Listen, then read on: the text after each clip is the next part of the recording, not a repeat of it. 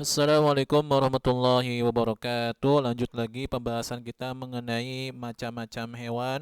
Ya, dilihat dari segi cara pengembangbiakannya atau cara peternakannya. Yang pertama tadi apa? Yang pertama tadi adalah saimah. Nah, ini yang terkena zakat. Ada yang kedua adalah maklufah, yaitu hewan yang dikandangkan. Yang ketiga adalah amilah, hewan yang jadikan sebagai hewan pekerja, ya. Jadi ini yang ketiga. Adapun yang keempat adalah ini yang keempat ya. Kemarin saya baru menyebutkan tiga saja. Saima, ma'lufah, amilah. Yang keempat adalah jenis hewan yang keempat dilihat dari segi cara pengembangbiakannya, yaitu antakuna mu'addatan litijarah, yaitu hewan yang dikembangbiakan baik di hutan, di mana tuh, di hutan ataupun di gunung-gunung, tujuannya adalah untuk diperjualbelikan. Nah, ini dia, ini namanya antakuna mu'addatan litijarah. Ya, hewan yang dikembangbiakan untuk dijual. Ya, yang pertama tadi apa ya? Hewan yang dikembangbiakan di hutan, yang kedua hewan yang dikandangkan, yang ketiga hewan yang dijadikan sebagai hewan pekerja, yang keempat adalah hewan yang dikembangbiakan untuk diperjualbelikan. Ini tidak terkena zakat ya. Jadi kalau meskipun kalian apa namanya itu meskipun kalian memiliki kambing, lalu kambing ini dikembangbiakan di hutan, ya, atau digembalakan di hutan, tapi tujuannya adalah untuk diperjualbelikan, maka tidak terkena zakat. Syarat berikutnya adalah, ini syarat yang ketujuh ya, antakuna mu'addatan listifadati min albaniha wa nasliha fa in kanat lil amali 'alaiha biharsin aw saqin aw ghairihima falam tajib fiha az-zakat. Syarat yang ketujuh adalah, dan ini syarat yang terakhir ya, antakuna mu'addatan listifadati min albaniha, hendaklah hewan tersebut ya digembalakannya itu ya mu'addatan dipersiapkan, ya listifadati untuk diambil susunya, diperas susunya, wa nasliha dan diperbanyak keturunannya. Jadi hewan tersebut digembalakan, selain hewan tersebut apa namanya itu supaya terkena zakat, selain dia digembalakan, dia juga dipersiapkan untuk diambil manfaat listifadati, diambil manfaat albaniha, susunya dan keturunannya.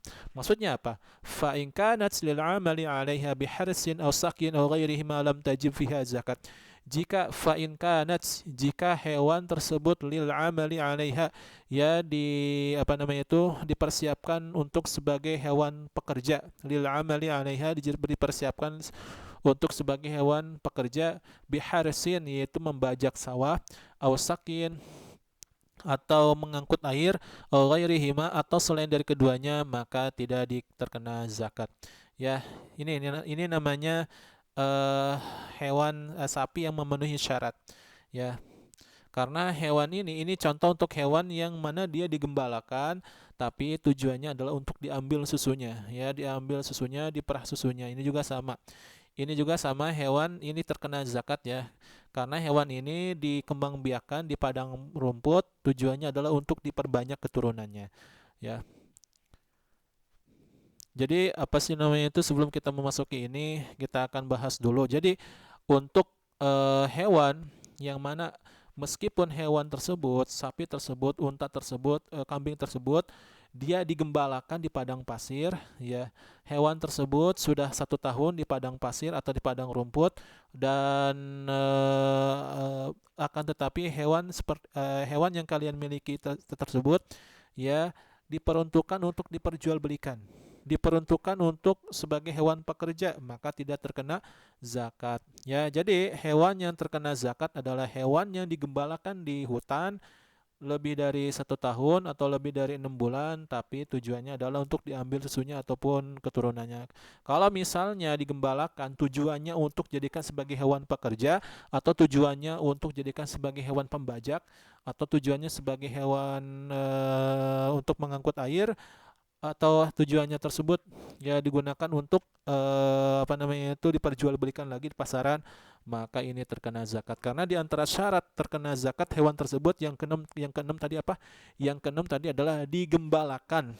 Yang kedua, digembalakannya itu tujuannya itu adalah untuk diambil susunya, untuk memperbanyak keturunannya. Adapun hewan tersebut meskipun digembalakan, ya meskipun sudah 1 tahun, meskipun sudah lebih dari 6 bulan, tapi tujuannya adalah untuk dijadikan sebagai hewan pekerja atau dijadikan sebagai hewan untuk membajak sawah atau untuk diperjualbelikan atau untuk mengangkut air, maka tidak terkena zakat karena tidak memenuhi syarat yang ketujuh, yaitu antakuna mu'adatan istifadati min albani hawa nasliha, yaitu hewan tersebut ya digembalakannya itu mu'addatan, dipersiapkan ya untuk diambil susunya dan keturunannya. Adapun kalau tujuan pengembalaan hewan tersebut selain dari dua ini, selain untuk diambil susunya, selain untuk diperbanyak keturunannya, maka tidak terkena zakat.